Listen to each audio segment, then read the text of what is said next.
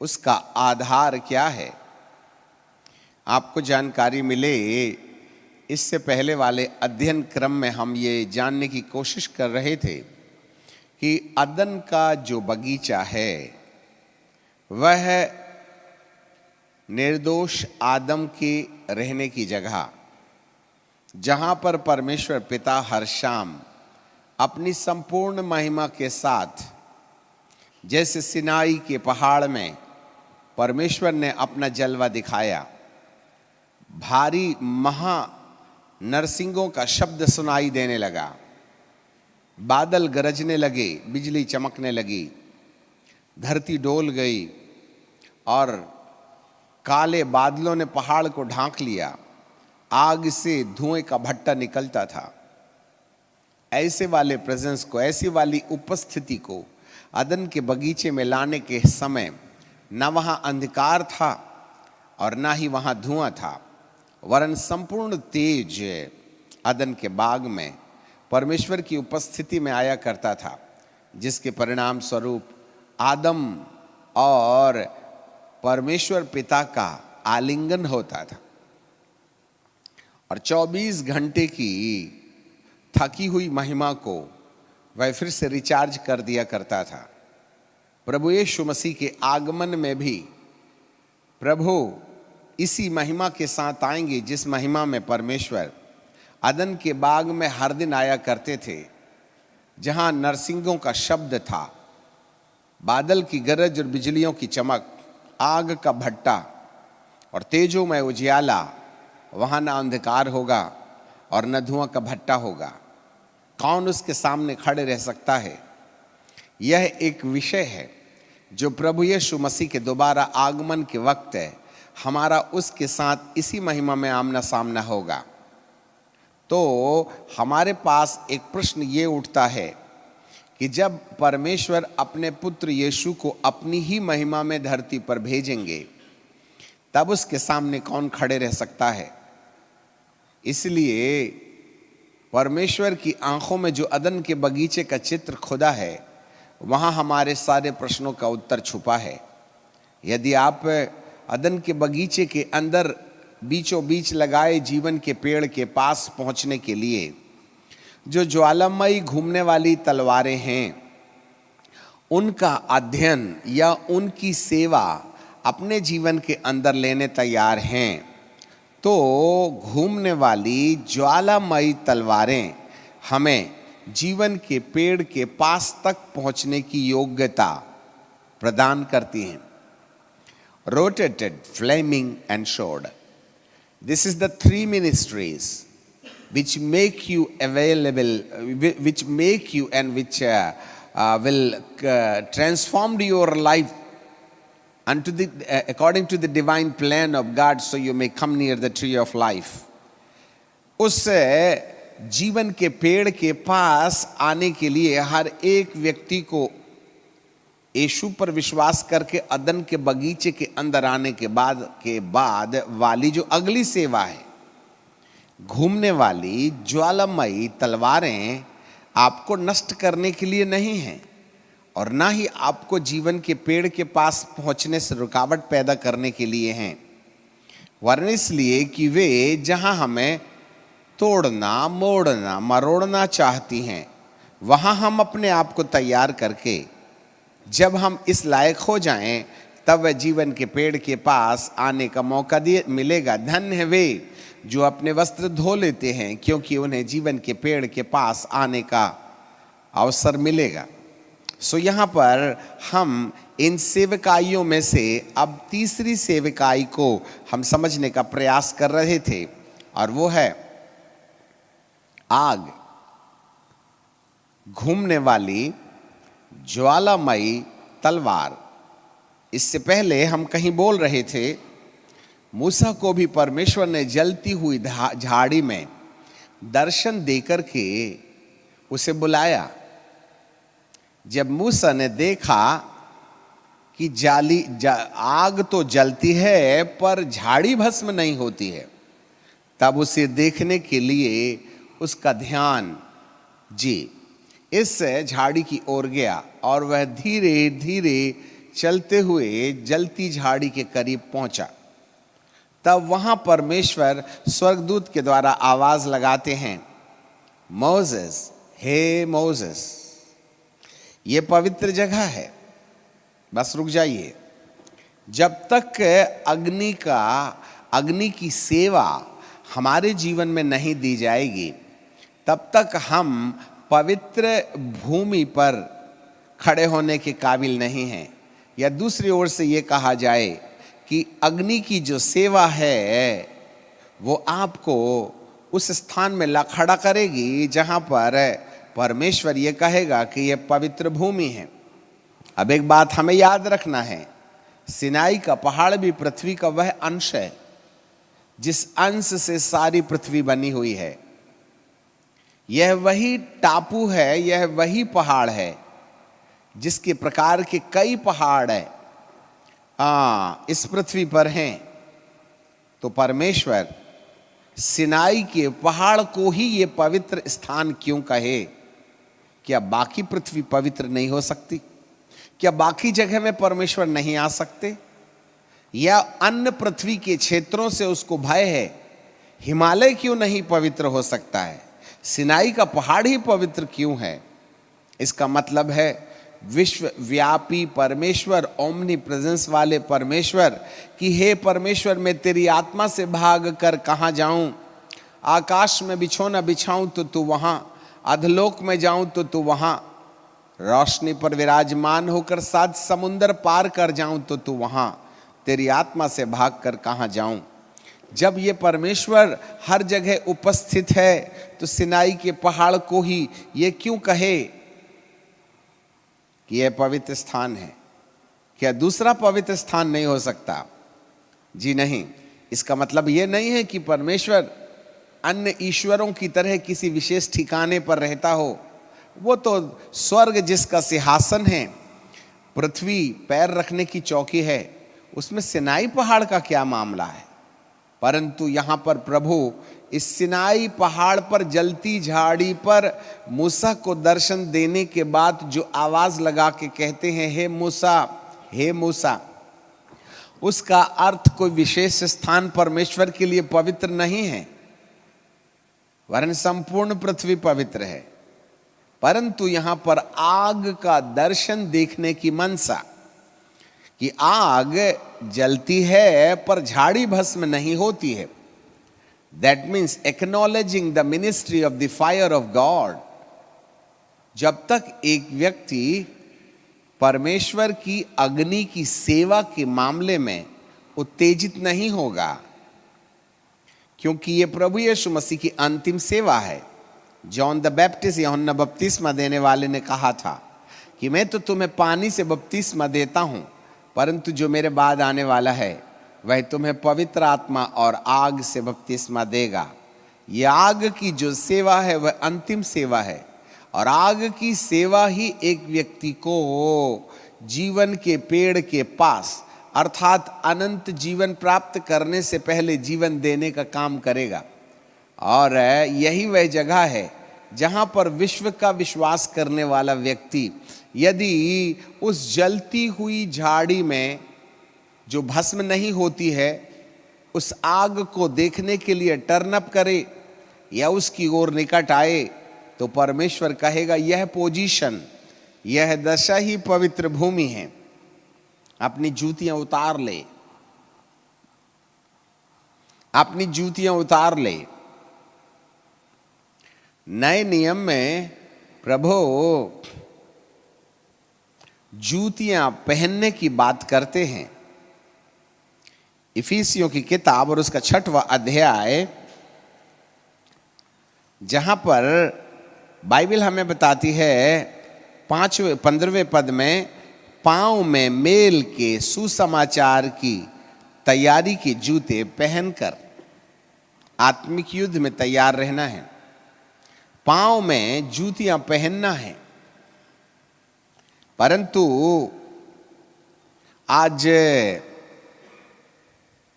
परमेश्वर निर्गमन की किताब और उसके 3रे अध्याय में जलती हुई झाड़ी में आग का दर्शन देने के समय पर वह मूसा को इस प्रकार से कहते हैं, मूसा मूसा, जिस जगह पर तू खड़ा है वह पवित्र भूमि है।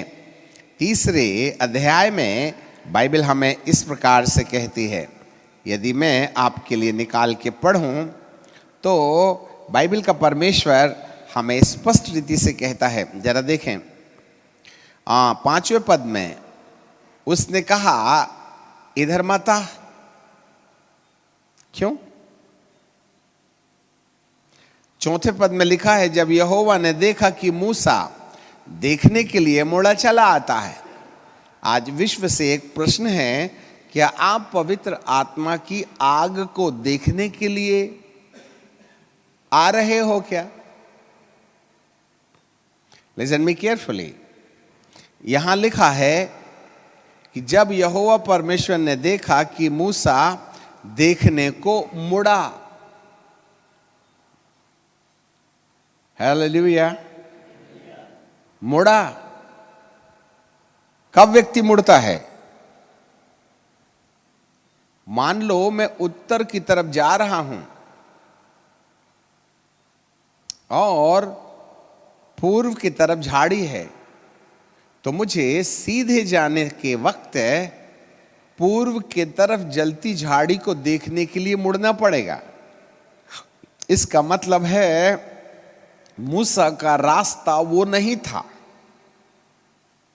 जहां झाड़ी जल रही थी, उसका रास्ता कुछ अलग ही था। उस अलग रास्ते से जलती झाड़ी की ओर देखने के लिए उसको मुड़ना पड़ेगा। अब हमें नहीं मालूम आप और मैं कहां जा रहे हैं कि मुझको और आपको मुड़ना पड़े, क्योंकि जिस रास्ते पर हम चल रहे हैं वहां जलती हुई झाड़ी नहीं है। आजू हो सकती है, बाजू हो सकती है, वरन जिस रास्ते पर मूसा जा रहा था उस रास्ते से हट करके जलती हुई झाड़ी दिखाई दी। तब उसने मुड़ के देखा, देखा नहीं, मुड़ा, वो चला। मालूम नहीं 5 फीट, 10 फीट, 50 मीटर, 100 मीटर, कह नहीं सकते, पर उसने अपना रास्ता बदल दिया। आज मेरा प्रभु, जो लोग यीशु मसीह को ग्रहण कर चुके हैं, जिन लोगों ने पवित्र आत्मा पा लिया है, जो लोग 9 वरदानों को इस्तेमाल कर रहे हैं, इस रास्ते से कहीं हटकर परमेश्वर एक नए और मुड़ने की ओर इशारा कर रहा है। क्योंकि आज तक धरती के अंदर एक भी प्रचारक ने वास्तव में अग्नि का बपतिस्मा क्या होता है इसके बारे में ध्यान आकर्षित नहीं किया। कई किताबों में जरूर लिखा है परमेश्वर की आग, परंतु उन्होंने उस आग को चिन्हों और चमत्कारों से जोड़ा।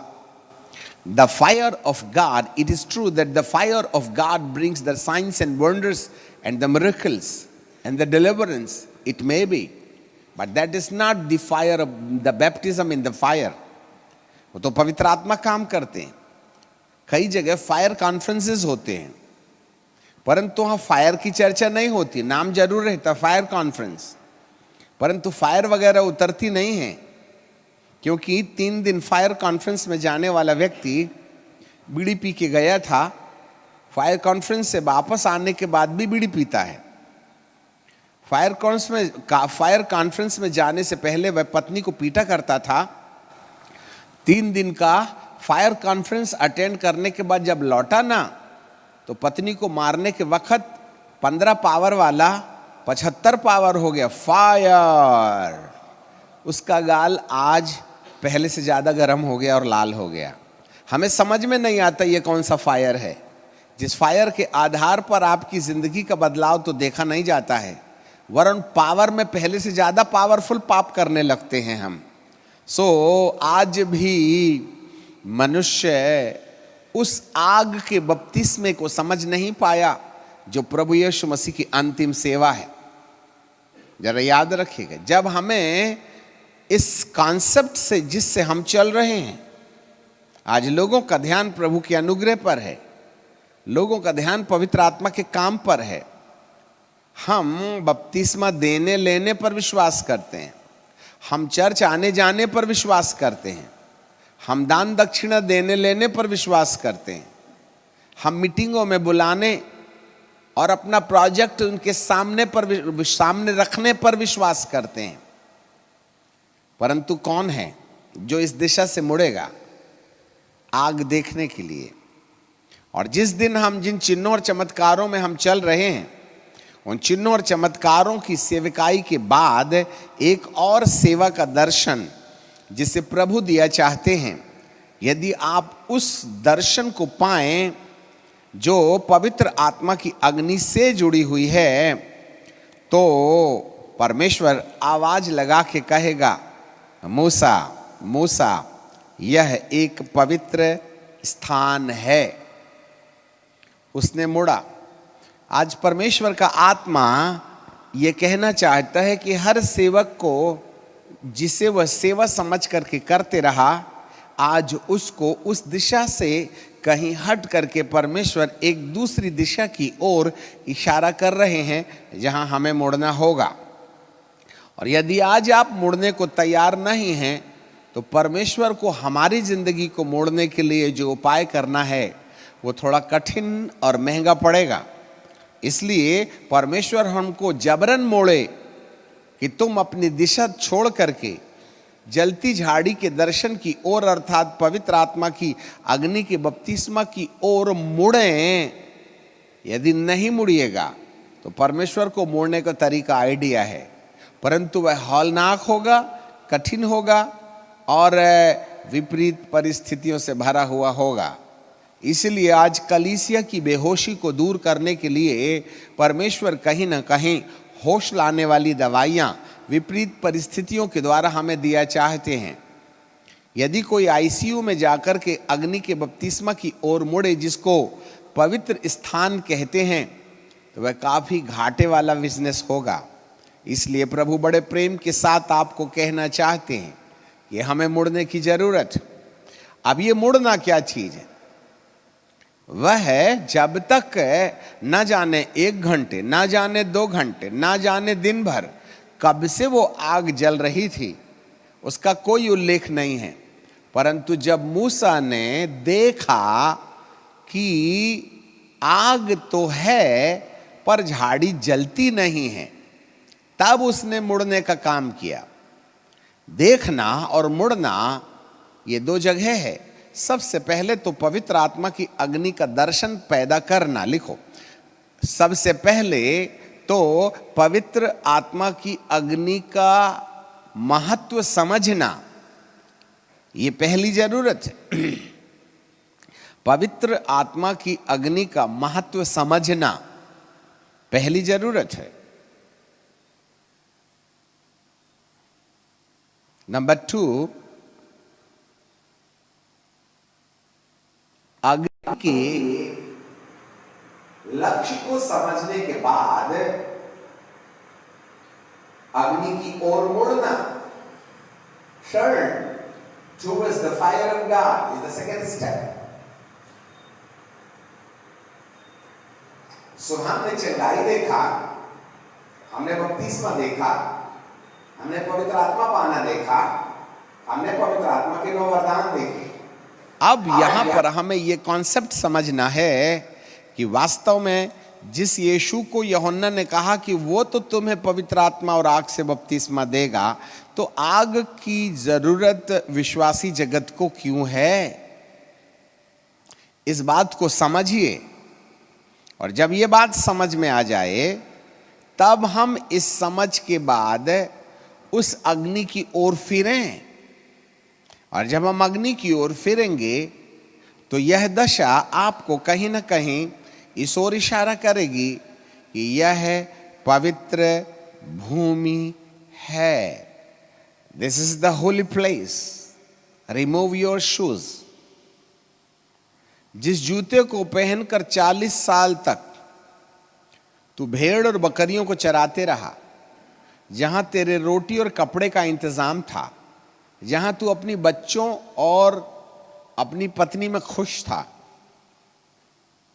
तेरी सुबह से ड्यूटी थी, कि भेड़ों को, बकरियों को खोलना है और चारा चराना है और पानी पिलाना है और शाम हो जाए तो उसे घर ले जाना है।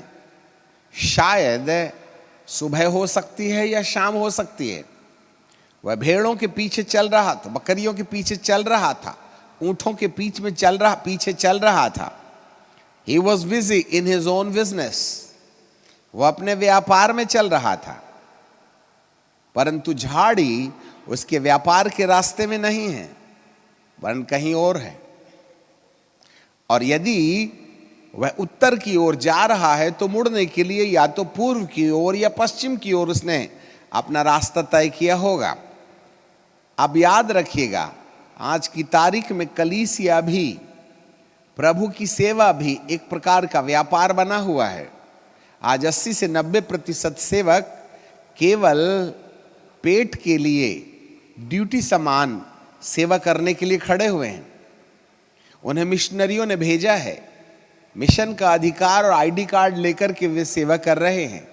हमें नहीं मालूम उनके पास अभिषेक है या नहीं है, परंतु इन समयों के अंदर में परमेश्वर उन्हें अग्नि की ओर मोड़ने से पहले संस्थाओं पर डोरे डाले हुए हैं और धरती के अंदर, भारत के अंदर में सारी संस्थाओं पर प्रतिबंध लगाया जा रहा, जिससे कि हम अब तक सेवा को जो पेट भरने का रास्ता समझते या फिर अपनी आमदनी के रिसोर्सेस समझते, वहां से परमेश्वर मुड़ करके अग्नि की ओर जाने की बात करते हैं। ये बात सत्य है कि दावने वाले बैल का मुंह बंद नहीं किया जा सकता है, पर यदि बैल केवल खाने के लिए, बैल अपने कांधे पर जुआ ले ले तो उसका मोटिव अलग होगा, परंतु यदि वो दावने का काम करे तब उसका मुंह बंद नहीं किया जा सकता, उसे अधिकार है। कई लोग दावना नहीं चाहते हैं, केवल खाना चाहते हैं, उन्हें आत्माओं से कोई लेना देना नहीं, पर आवश्यकताएं उनकी पूरी होनी चाहिए। ऐसे दशा में आज कलीसिया, सेवा और संस्थाएं एक व्यापार का रास्ता बनकर के चल रही हैं। इसी जूते को उतारने के लिए प्रभु कह रहे हैं, जब तक आप अपनी सेविकाई का कॉन्सेप्ट नहीं बदलेंगे कि इसमें मेरी आवश्यकताएं पूरी होंगी, इसमें मुझे आराम मिलेगा, इसमें मुझे फायदा होगा। जी हाँ, इस कॉन्सेप्ट को, इस विचारधाराओं को यदि बदल करके आप परमेश्वर की पवित्र आत्मा की अग्नि की ओर निहारने के लिए मुड़ जाएं, तो परमेश्वर कहेगा अब तू पवित्र भूमि में है। You are in the holy place. मुड़ना पवित्र भूमि में प्रवेश है।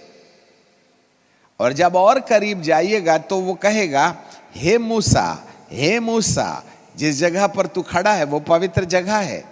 यदि आज सेवक अपनी सेवकाई के तरीके को बदल करके परमेश्वर की खोज में, परमेश्वर की अग्नि की खोज में यदि लौट करके नहीं आएगा, तब तक वह आपको आवाज लगा करके ये नहीं कहेगा कि तू पवित्र भूमि में है।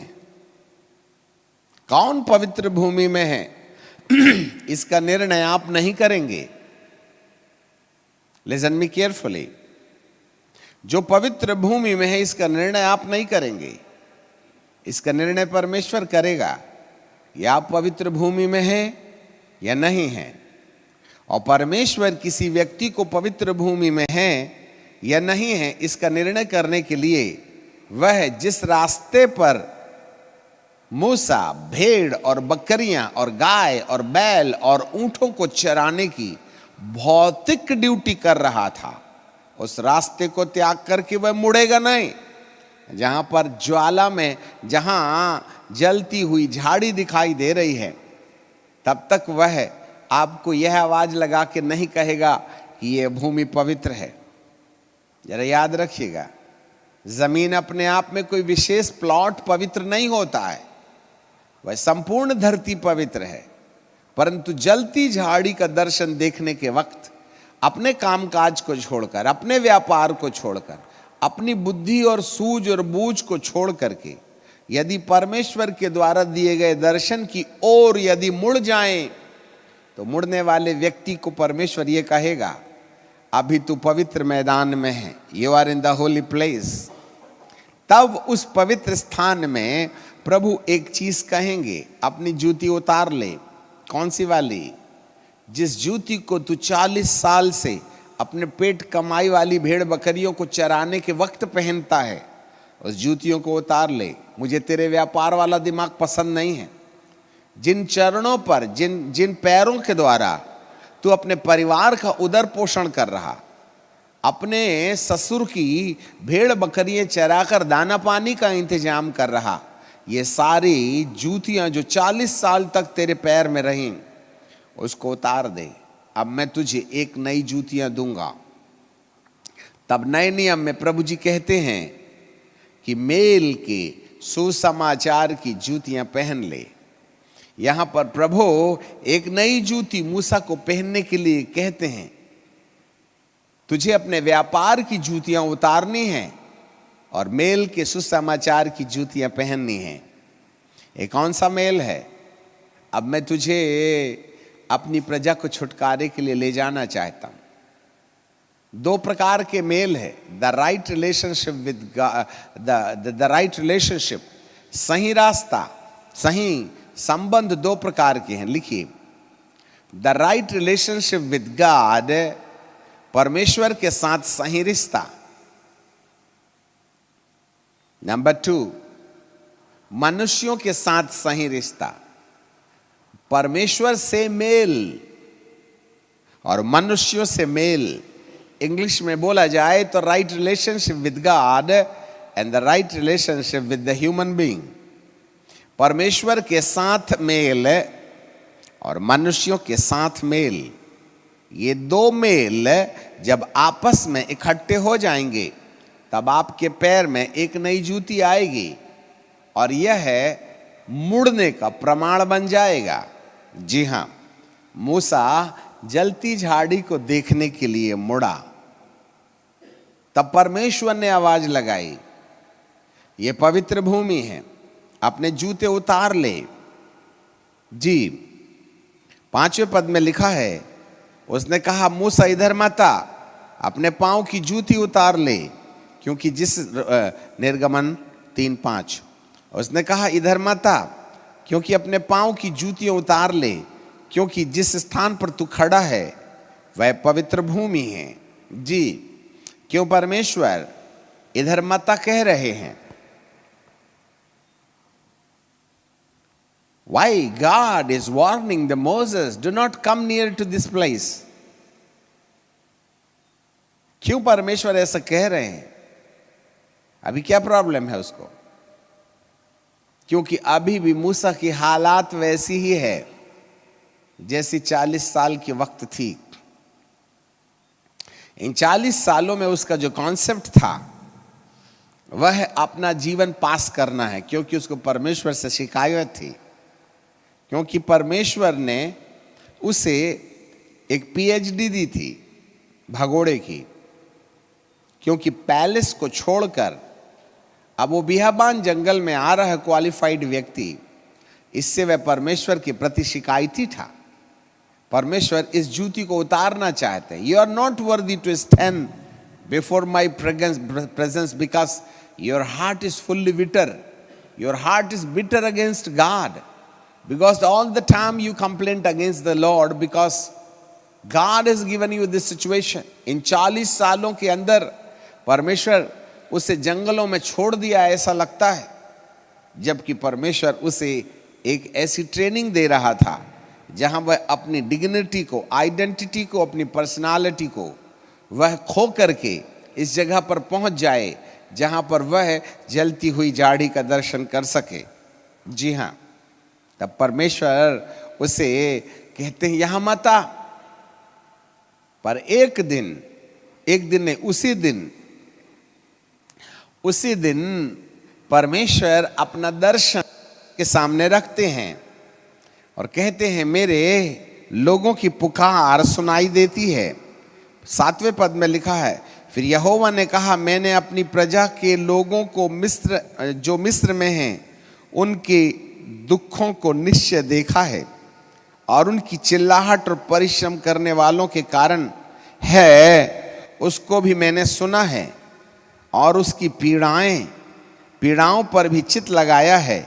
इसलिए अब मैं उतर आया हूं कि उन्हें मिस्रियों के वश से छुड़ाकर उस देश को निकाल ले आऊं और एक अच्छे और बड़े देश में, जिसमें दूध और मधु की धारा बहती है, अर्थात कनानी, हित्ती, एमोरी, परिजी, हिब्बी और यबूसी लोगों के स्थान में पहुंचाऊं।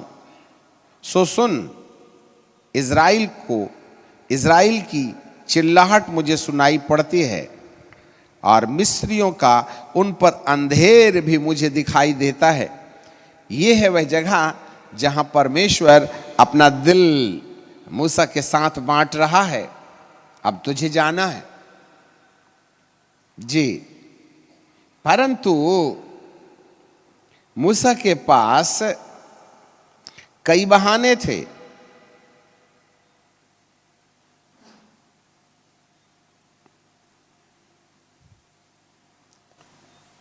मैं नहीं जाने वाला हूं। चौथे अध्याय में तब मूसा ने उत्तर दिया कि वे मेरी प्रतीति नहीं करेंगे। नंबर 2, मेरी नहीं सुनेंगे। नंबर 3, वरन कहेंगे कि यहोवा ने तुझे दर्शन नहीं दिया। यहोवा ने उससे कहा, तेरे हाथ में क्या है? वो बोला, लाठी। उसने कहा, उसे भूमि पर डाल दे। और जब उसने भूमि पर डाला तब वह सर्फ बन गई और मूसा उसके सामने से भागा। तब यहोवा परमेश्वर ने मूसा से कहा, हाथ बढ़ाकर उसकी पूंछ पकड़ ले कि वे लोग प्रतीति करें और तुम्हारे पितरों के यहोवा परमेश्वर और इब्राहिम के परमेश्वर, इसहाक के परमेश्वर, याकूब के परमेश्वर यहोवा ने तुझे दर्शन दिया है। और जब उसने बढ़ाकर हाथ पकड़ लिया, हाथ बढ़ाकर उसको अर्थात लाठी को पकड़ लिया, तब वह उसके हाथ में फिर से लाठी बन गई। यहोवा ने उससे कहा, यह भी कहा कि अपना हाथ छाती पर रख ढांप। सो उसने अपना हाथ छाती पर रख करके ढांप लिया। फिर जब उसने निकाला तो क्या देखा, उसका हाथ कोढ़ के कारण हिम के समान श्वेत हो गया। तब उसने कहा, अपना हाथ छाती पर रख और ढांप।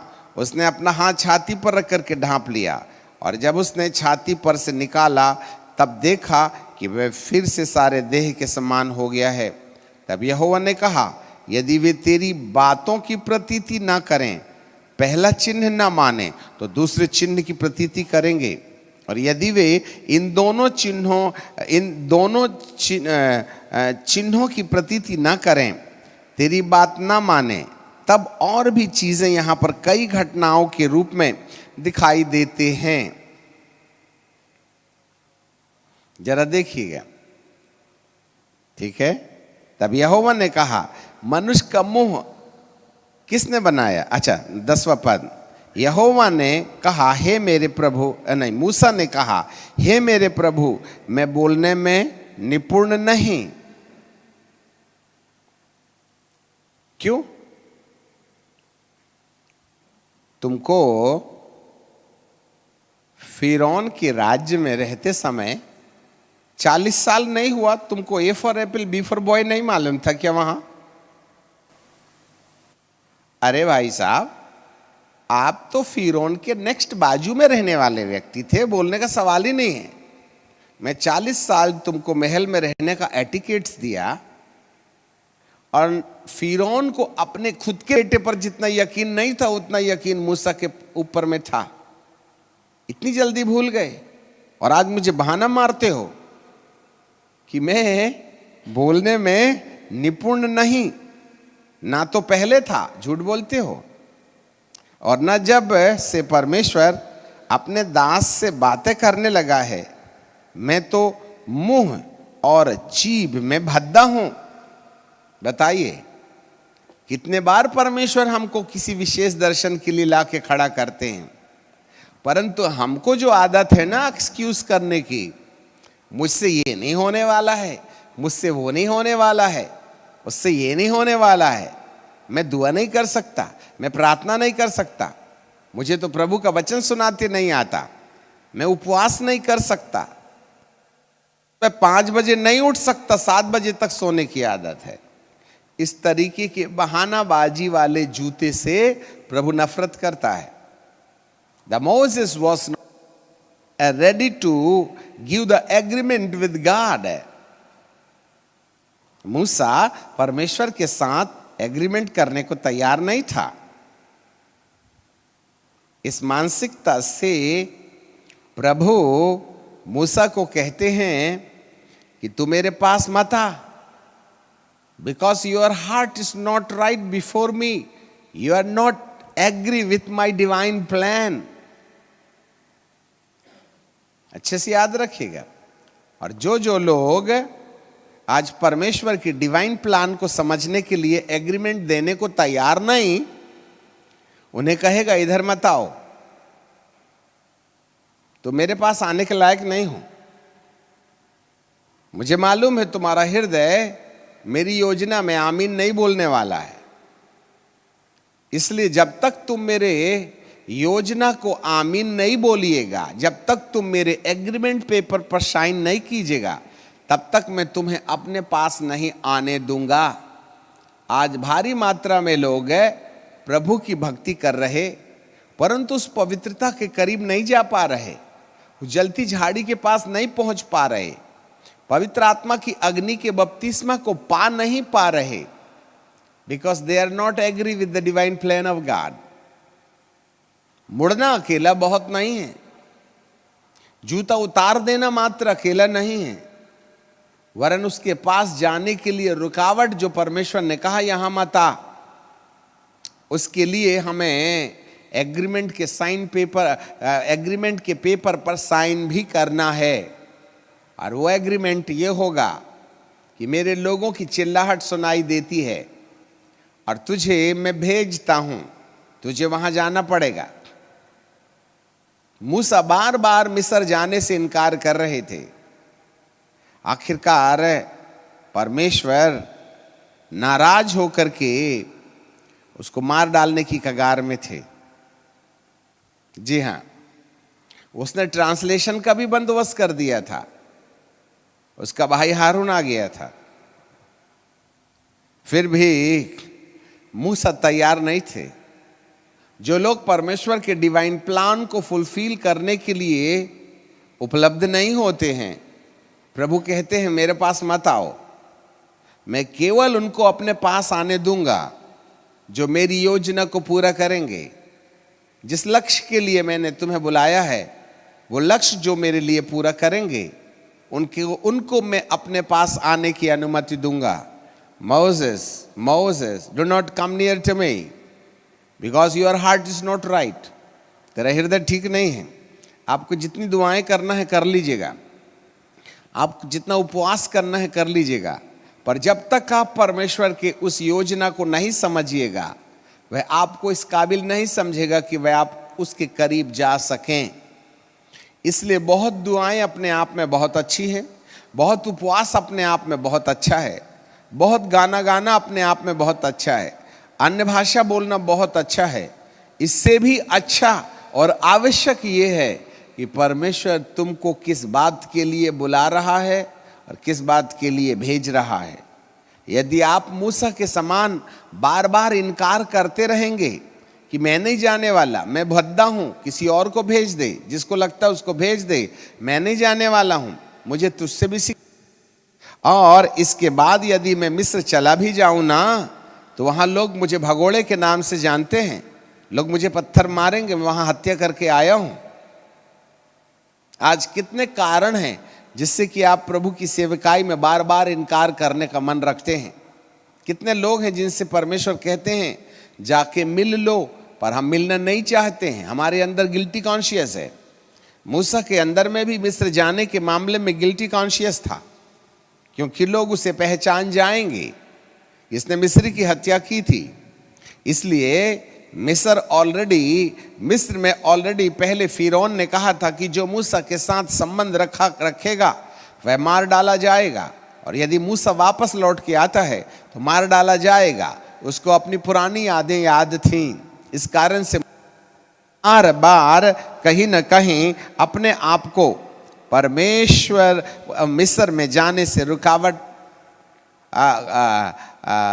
मिस्र में जाने के लिए उसका मन दुविधा में था। इस दशा के कारण परमेश्वर कहते हैं, मूसा मूसा यहां मेरे करीब मत आ। परंतु यही मूसा जब एग्रीमेंट कर लेता है, ठीक है अब मैं जाऊंगा, एग्रीमेंट का किया जाना मिशन को एक्सेप्ट करने के समान है। जब मूसा ने कहा ठीक है मैं चलूंगा, 20वें पद में लिखा है, तब मूसा अपनी पत्नी बेटों को गधे पर चढ़ाकर मिस्र देश की ओर परमेश्वर की वह लाठी हाथ में लिए हुए लौटा। तब यहोवा ने मूसा से कहा, जब तू मिस्र में पहुंचे तब सावधान हो जाना, क्योंकि जो चमत्कार मैं तेरे वश में किए हैं उन सबों को फिरौन को दिखाना। मूसा ने परमेश्वर की योजना को स्वीकार कर लिया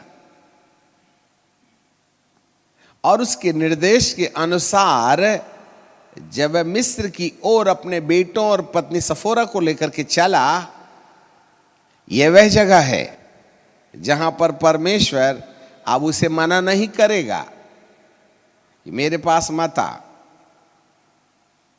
इसके बाद से जब मूसा ने जो बात कही, परमेश्वर उसके साथ हाजिर थे। दैट मीन्स अब मूसा और परमेश्वर के बीच का अंतराल खत्म हो गया था। जैसे उसने लाठी डाला, जैसे उसने लाठी को नदी पर डाला, और यही वह लाठी है जिसको 20वें पद में लिखा है, मूसा परमेश्वर की लाठी को लेके चला, द रॉड ऑफ गॉड। जरा देखना, जब मूसा ने लाठी परमेश्वर के सामने डाली, तब वह लाठी मूसा की थी। हेलो, ये मूसा की लाठी है। परंतु जब परमेश्वर के विजन को, मिशन को मूसा समझ गया, तब वही लाठी जो मूसा की लाठी थी, अब वो परमेश्वर की लाठी में बदल गई है। अब आपका मिशन आपका है, यह आपका मिशन परमेश्वर का है। लाठी आपकी है, यह लाठी परमेश्वर की है। हम 40 साल तक अपनी लाठी लेके चले, अपने सिस्टम कस्टम को लेके चले, हमने सेवकाई को अपने तौर तरीके से किया, हमने अपने सिद्धांत खुद बना लिए, हमको जो लगा, हम जैसा चाहे वैसा हमने अपने सेवकाई को मोड़ दिया। हम ये नहीं करेंगे, वो करेंगे। आज 90% सेवक एक इंडिपेंडेंट मिनिस्टर की तरह काम करते हैं। वह ना अपने जीवन का अकाउंट देना चाहते हैं, ना अपने धन का अकाउंट देना चाहते हैं, ना अपने समय का अकाउंट देना चाहते हैं। इसीलिए उन्हें स्वतंत्र रहना अच्छा लगता है। यदि आज 90% सेवकों से पूछो तो वे कहेंगे हम स्वतंत्र सेवक हैं, वी आर इंडिपेंडेंट मिनिस्टर। क्यों आप इंडिपेंडेंट क्यों हो, डिपेंडेंट क्यों नहीं हो? नहीं बोले पैसा लेखा जोखा कौन देगा, समय का लेखा जोखा कौन देगा, हम कहाँ जा रहे हैं कहाँ नहीं जा रहे हैं, हमारे ऊपर में कोई पूछने वाला नहीं होना चाहिए। हम अपनी मनमर्जी से करेंगे सेवा। हम कौन सा सिद्धांत लागू करेंगे, हम अपनी संस्था में कौन सा बैनर झंडा लगाएंगे, ये हम पर निर्भर करता है। हमें कोई दबाव नहीं दे सकता। ये आपकी अपनी लाठी है। आप अपने ऑर्गेनाइजेशन को, आप अपनी कलीसिया को, आप अपनी सेवा को अपनी बुद्धि और ज्ञान और सूझ और बूझ और तौर और तरीके से उसको ट्यून अप कर सकते हो। यह आपकी लाठी है। पर आपसे एक प्रश्न है, क्या इसको जिसे आप अपना रहे हैं परमेश्वर स्वीकार करता है या नहीं करता है? ये बातें ऊपर से आई हैं या आपकी बुद्धि से आई है? आपको सोसाइटी बनाने के लिए बोला कि नहीं बोला? आपको कहाँ चर्च लगाना चाहिए, कहाँ नहीं लगाना चाहिए, किसको किसके साथ रहना चाहिए, किसके साथ नहीं रहना चाहिए, किसी को हिसाब देना चाहिए कि नहीं देना चाहिए, इस बात का निश्चय आपने स्वयं किया है या ये बात ऊपर से आई है? जिस लाठी को लेकर मूसा चल रहे थे वो मूसा की लाठी थी। आज जिस सेवा को हम कर रहे हैं वो हमारी सेवा है, हमारी संस्था की सेवा है। जिस पर हमारी संस्था का सिद्धांत चलता है, उसके कानून चलते हैं, उसका तरीका चलता है, चाहे भले ही पवित्र आत्मा विरुद्ध हो जाए, चाहे वचन के खिलाफ हम काम करने लगे, पर हमारी संस्था का यह सिद्धांत है। बाइबल में क्या लिखा है? हमें कोई लेना देना नहीं है। प्रभु कहते हैं इस लाठी से लाल समुद्र नहीं फटेगा, और ना ही इस लाठी से सांप बनने वाला है, और ना ही ये लाठी फिरौन की लाठी को खाने वाली है, और ना ही ये लाठी नील नदी के पानी को लाल बनाएगी, और ना ही इस लाठी को उठाने से आसमान से मन्ना गिरेगा। ये तो केवल परमेश्वर की लाठी से मन्ना गिरेगा, परमेश्वर की लाठी से समुद्र फटेगा, परमेश्वर की लाठी से चट्टानें तिड़केंगी और पानी आएगी। परमेश्वर की लाठी से ही मैं 40 साल तक बादल का खंबा और आग का खंबा बन करके रहूंगा। इसलिए हर एक सेवक की पहली जरूरत है कि वह अपनी लाठी को परमेश्वर की लाठी में बदल डाले। आपके मिशन और सिद्धांतों से मेरे प्रभु को किसी प्रकार की कोई आवश्यकता नहीं है। वो चाहता है यह तुम्हारा मिशन है या परमेश्वर की इच्छा के अनुसार चलने वाला वह सिद्धांत है जिसे परमेश्वर ने स्वर्ग से रिवील किया है। आज हम बहुत साफ रीति से भविष्यवाणी करते हुए कहना चाहते हैं, आगामी 2022 और 23 के दौरान अगले 2 सालों में वे सारी कलीसियाएं और वे सारी संस्थाएं और वे सारे सिद्धांत जिस पर आपकी बुद्धि का उपयोग है और आप हट करके परमेश्वर की बात नहीं मानकर अपनी सूझबूझ और सिद्धांत और अपने नियम और कानून के अनुसार परमेश्वर की सेवकाई करने में ताला लगा के बैठे थे। तुमसे बेहतर तो ये स्त्रियां हैं, कम से कम मसाला लगाने कब्रिस्तान गई थी। 12 रोटी 18 अंडा खाते हो, 150 को लेकर, फिर भी यहूदियों के डर के मारे ताला लगा के अंदर। वो तो ताला खोलना पड़ता तो मैं तो घुस भी नहीं सकता। वो तो महिमा की देह थी बोल करके मैंने बिना ताला खोले अंदर आकर के तुमको कह दिया, मुझे देखो, हाथ देखो, मैं जी उठा हूं। तुमसे अच्छी तो स्त्रियां हैं। कंकर तुझसे कुछ होने वाला नहीं है। मूसा की लाठी तुझसे आकाश से कोई मन्ना नहीं गिरने वाला है। इसलिए मूसा की लाठी को परमेश्वर की लाठी में कन्वर्ट होना पड़ेगा।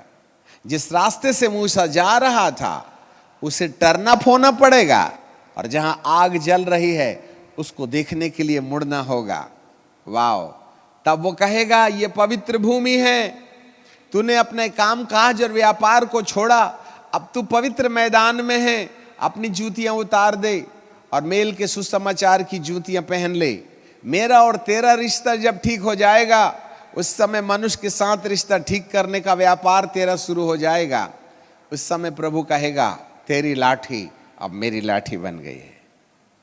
हालेलुया! सारी रात जाल पर डालने के बाद भी पतरस को कुछ नहीं मिला। तब यीशु ने कहा दाहिनी ओर जाल डालो। सर फिर क्या था, इतनी ढेर सारी ये मछली आई कि जाल फटने लगी और नाव डूबने लगी। बुलाए जाने के समय भी ऐसा ही हुआ था। और फिर से दूसरा हाक लगाने के लिए प्रभु कह रहे हैं, तुमने जो मछलियां पकड़ी हैं उसमें से कुछ मछलियां लाओ, सब नहीं लाना, तुम ला भी नहीं सकते हो। जब उन्होंने जाल को खींचा तो 153 बड़ी मछलियों का जाल खींच करके लेके आए। तो प्रभु ने कहा बहुत अच्छा, लाओ मैं तुमको भूंज के खिलाऊंगा। अरे बाबा ना, तुम्हारी मछलियों को भूंज करके क्या मैं खानसियामा समझ के तुमको खिलाऊंगा? 153 मछलियां। यूहन्ना रचित सुसमाचार 21वां अध्याय और 90 पद में 8वें पद में लिखा है, और चेले डोंगी पर से मछलियों से भरा हुआ जाल खींच कर ले आए, क्योंकि वे किनारे से अधिक दूर नहीं थे, केवल 200 हाथ ही थे। जब किनारे पर उतरे तब उन्होंने कोयले की आग और उस पर मछली रखी और रोटी देखी। अब जरा देखना, उन्होंने पहले ही देख लिया कि आग में मछली और रोटी सिकी पड़ी है। तब यीशु ने उनसे कहा, मछलियां तुमने अभी जो पकड़ी हैं उसे ले आओ।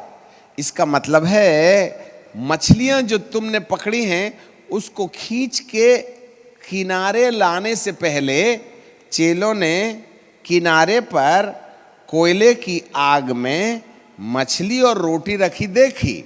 इसका मतलब ये मछली कहां से आ गई? अभी तो पतरस ने जाल खींच के लाया ही नहीं है। यीशु ने उनसे कहा, जो मछलियां तुमने अभी पकड़ी हैं उसे ले आओ। सिमोन पतरस ने डोंगी पर चढ़कर 153 बड़ी मछलियों से भरा हुआ जाल खींच करके ले आया, तो भी जाल फटा नहीं। अब सवाल ये है, यीशु ने उनसे कहा, आओ भोजन करो। ये भोजन कौन सा वाला है? पतरस के द्वारा पकड़ी मछलियों से बनाया हुआ भोजन नहीं है ये। लिसन मी केयरफुली, पतरस के द्वारा पकड़ी मछलियों के द्वारा बनाया गया भोजन नहीं है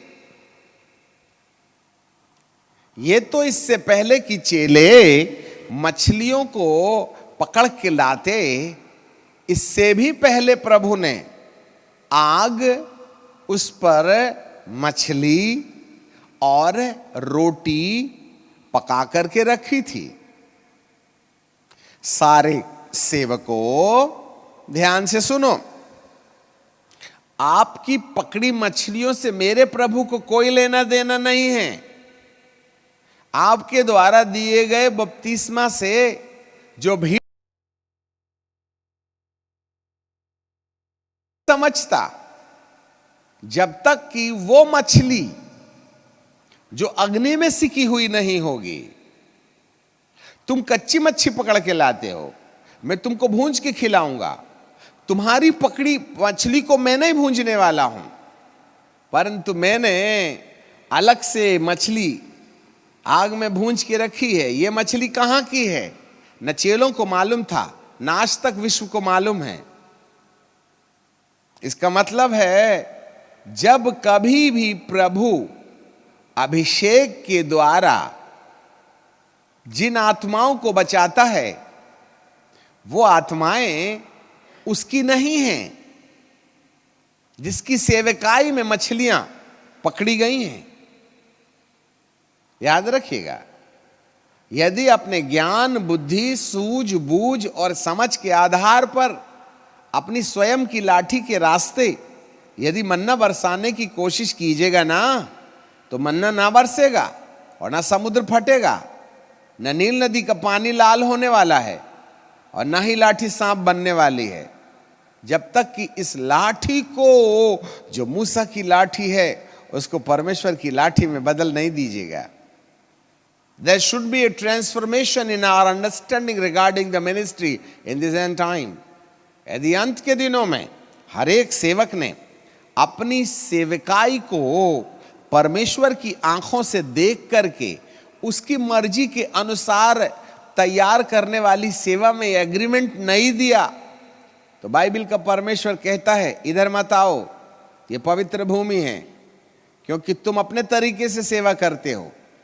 मेरा तरीका तुमने अडॉप्ट नहीं किया, तुमने मेरे निर्देश का पालन नहीं किया, तुम्हारी कलीसिया मेरे वचन के आधार पर नहीं है।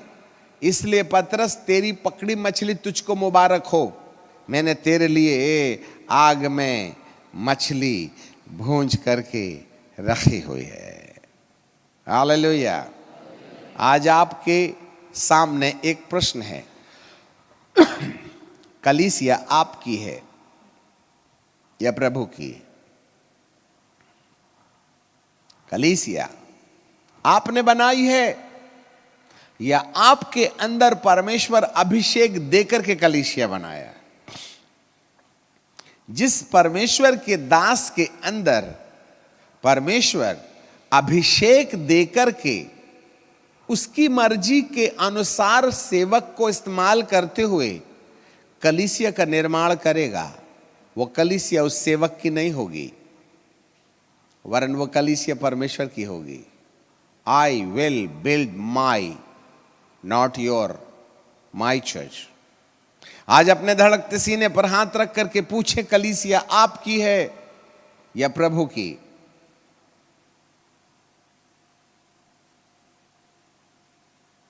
यदि कलीसिया प्रभु की है तो उसको प्रभु के तौर तरीके से पवित्र और सिद्धता की ओर ले जाना आपकी जरूरत है। यदि आप उन्हें अपने सिद्धांतों और कानूनों में कैद करने का प्रयास कर रहे हैं तो प्रभु कहेगा, ऐसी कलीसिया जो मनुष्य के द्वारा बनाए नियम और कानून के अनुसार कैद की गई हैं, ऐसी कलीसियाओं से मुझे कोई लेना देना नहीं है। आपके सिद्धांत परमेश्वर की ओर से आते हैं। आपकी कलीसिया का नियंत्रण पवित्र आत्मा के द्वारा परमेश्वर के हाथ में है, या आप अपने कानून की डोर से उनको बांध के रखते हैं। आज कितनी कलीसियाएं और कलीसिया के अगुए हैं, उधर मत जाना, वो प्रचारक को मत सुनना, ये मत करना, वो मत करना, मेरे परमिशन के बिना उधर मत जाना, वो हमारा कन्वेंशन नहीं है, ये हमारा कन्वेंशन है, हमारी मीटिंग में आना, उनकी मीटिंग में नहीं जाना। ये जितने भी प्रतिबंध आज कलीसियाओं के बीच में लगाए जा रहे हैं, वो उनकी अपनी विरासत वाली कलीसिया है। और जो किसी संस्था की कलीसिया है, प्रभु कहता है वो मेरी नहीं हो सकती, इसलिए तुम्हारी मछलियों से मुझे कोई लेना देना नहीं है। मूसा, तेरी लाठी से मुझे कोई लेना देना नहीं है, मुझे तो मेरी लाठी चाहिए। I will build my church, मैं बनाऊंगा कलीसिया मेरे अभिषेक से। क्या आप जलती हुई झाड़ी को देखने के लिए जिस रास्ते पर आज तक आप चलते रहे उससे मुड़ेंगे?